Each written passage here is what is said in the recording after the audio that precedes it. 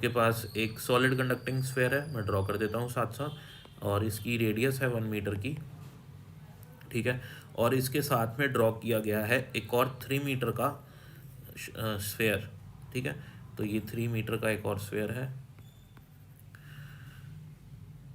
Metallic shell है, दोनों conducting है, दोनों मेटालिक हैं, इसकी रेडियस बाहर वाले की 3 मीटर है, इनके सेंटर कोइंसाइड करते हैं।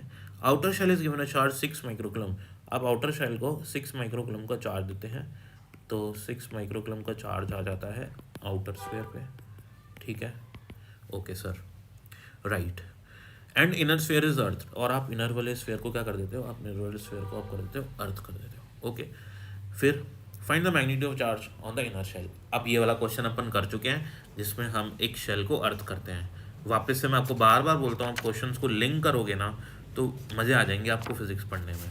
तो आप अगर आपके पास मॉड्यूल है ना, तो आप सेक्शन ए के क्वेश्चन नंबर 5 पे जाओ, उसमें भी एक शेल को अपन अर्थ कर रहे हैं, ठीक है। और भी एक दो क्वेश्चन है, लेकिन अभी फॉर द टाइमिंग मुझे सीधा क्लिक हो गया वो वाला क्वेश्चन, तो आप वीडियो में भी देख सकते हो, मैंने फोल्डर बना रखा है सेक्शन ए का, उसमें क्वेश्चन नंबर 5 है, उसको मैंने सेम तरीके से करा है। इसमें भी सेम अपन कॉन्सेप्ट लगाने वाले हैं, जो हम एक शेल को अर्थ करते हैं। मैंने आपको बताया था वहाँ पे, वापस बता देता हूँ, कोई दिक्कत वाली बात नहीं है, उसको भी देख लेना आप।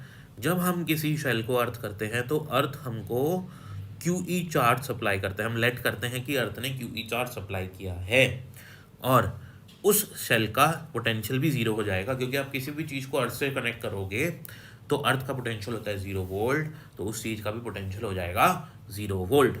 0 वोल्ट पोटेंशियल होने का ये मतलब नहीं है कि उस शेल पे कोई चार्ज नहीं होगा। हाँ, ये ऐसा पॉसिबल है कि एक शेल या एक कंडक्टर जिस पे कोई चार्ज ही नहीं है, no charge means no potential, ये बात भी सही है, लेकिन ये बात सही नहीं है कि कोई चार्ज होते हुए उसका पोटेंशियल ज़ीरो ना हो।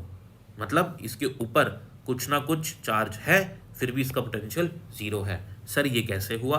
ये ऐसे हुआ क्योंकि यहाँ पे एक प्लस चार्ज है, इस प्लस चार्ज की वजह से यहाँ पे कुछ पॉजिटिव पोटेंशियल क्रिएट हो रहा है, तो अर्थ कुछ नेगेटिव चार्ज सप्लाई करेगी सच दैट इसका ओवरऑल पोटेंशियल इस पॉजिटिव चार्ज और इस नेगेटिव चार्ज जो अर्थ ने सप्लाई किया है उसकी वजह से क्या हो जाएगा? ज़ीरो हो जाएगा। तो ये बहुत इंपॉर्टेंट पॉइंट है, ये आपको ध्यान रखना होता है। अब इस क्वेश्चन को सॉल्व कर लेते हैं। जब भी कोई शेल को आप अर्थ करेंगे तो हम लेट करेंगे कि उस पर QE चार्ज आया, उसका टोटल पोटेंशियल निकाल लेते हैं। तो इस पे खुद के चार्ज की वजह से कितना पोटेंशियल होगा इसका? KQE बाय इसकी रेडियस 1 मीटर, और बाहर वाले की वजह से कितना होगा? KQ बाय, क्योंकि माइक्रोकुलम है, KQ बाय बाहर वाले शेल की रेडियस, क्योंकि जिस पे निकाल रहा हूँ वो पॉइंट अंदर है बाहर वाले शेल के, है ना। तो बाहर वाले शेल के अंदर जो भी पॉइंट है उसका पोटेंशियल यही होगा इस चार्ज की वजह से। ये आपको अब तक तो पता लग चुका होगा कि हम पोटेंशियल को कैसे लिखते हैं, और ये टोटल पोटेंशियल किसके बराबर होगा? 0 के बराबर। यहाँ से K और K कैंसिल हो जाएगा, 3 और 6 भी कैंसिल होकर 2 बन जाएगा ये। तो QE क्या आएगा मेरे पास? QE ये राइट साइड में चला जाएगा, -2 × 10⁻⁻6 कूलम्ब, ठीक है। यह -2 माइक्रोकुलम अपना इसका आंसर आ जाएगा, ठीक है। तो इतना चार्ज अर्थ सप्लाई करेगी।